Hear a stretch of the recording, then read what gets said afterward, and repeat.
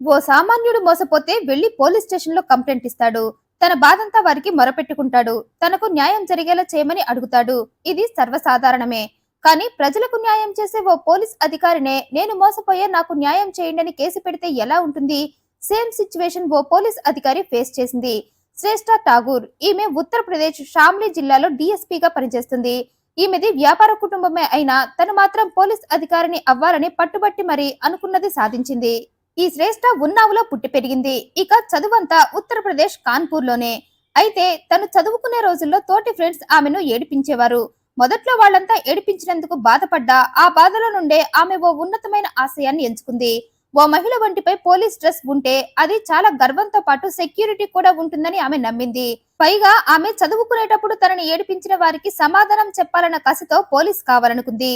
ఆమె నిర్ణయానికి తల్లి మిథిలేష్ సింగ్, అన్న మనీష్ ప్రతాప్ ఫుల్ సపోర్ట్ ఇచ్చారు.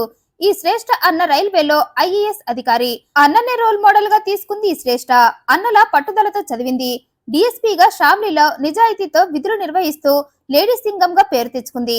అధికార పార్టీ నేతలను నిర్భయంగా ఎదుర్కోవటం దగ్గర నుండి చట్టాన్ని ఉల్లంఘించే వాళ్లకు బుద్ధి చెప్పడం వరకు అన్ని ఈ శ్రేష్ఠకు తెలుసు.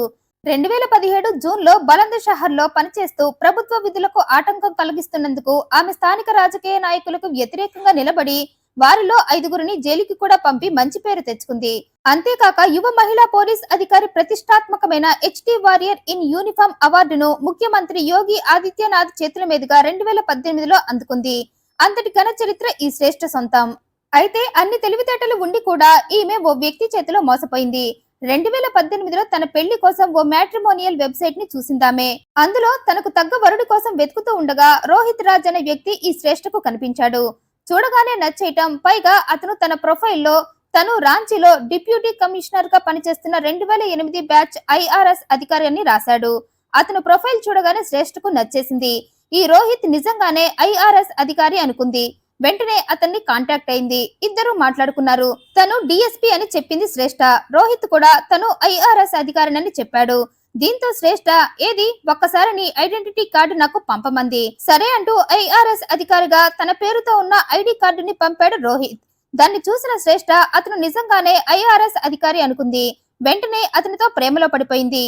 ఇద్దరు మాటలతో పెళ్లి దాకా వెళ్లిపోయారు. దీంతో శ్రేష్ఠ తన ప్రేమ విషయం తన ఫ్యామిలీ మొత్తానికి చెప్పేసింది. శ్రేష్ఠ చాలా తెలివైన అధికారి కావటంతో ఆమె సెలక్షన్ కరెక్ట్ గానే ఉంటుందనుకున్న ఫ్యామిలీ మొత్తం అంగరంగ వైభవంగా రోహిత్ తో ఆమె పెళ్లి జరిపించారు. అయితే సీన్ మొత్తం ఇక్కడి నుండే మారిపోయింది.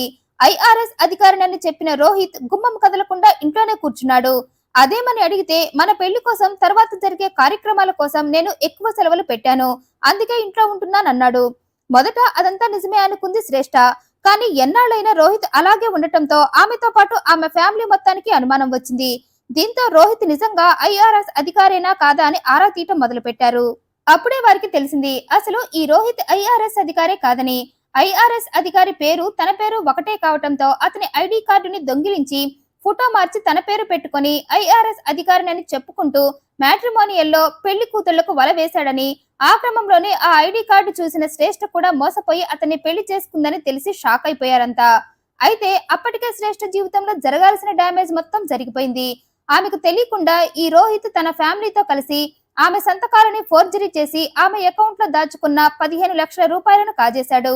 ఆ డబ్బుని శ్రేష్ఠ లక్నోలో స్థలం కొనుక్కుందామని దాచుకుంది. కానీ ఈ రాస్కెల్ రోహిత్ మాత్రం ప్లాన్ ప్రకారమే శ్రేష్ఠను మోసం చేసి పెళ్లాడాడు. ప్లాన్ ప్రకారమే ఆమె డబ్బుని కాజేశాడు. అక్కడితో కూడా ఆగలేదు. భార్య పేరుని అధికారాన్ని వాడుకుంటూ మీడియేటర్ ని మ్యాటర్ సెటిల్ చేస్తా అని చెప్పి కొందరి దగ్గర లక్షల్లో డబ్బులు గుంజాడు. అయితే పెళ్లైన 2 ఏళ్లకి ఇదంతా శ్రేష్ఠకు తెలిసిపోయింది.